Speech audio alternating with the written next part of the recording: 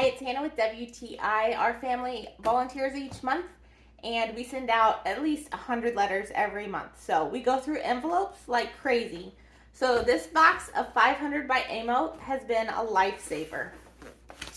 It comes in this super nice box, so it sits on our shelf nicely, and all the envelopes stay looking nice until we need them. Isn't that a beautiful sight?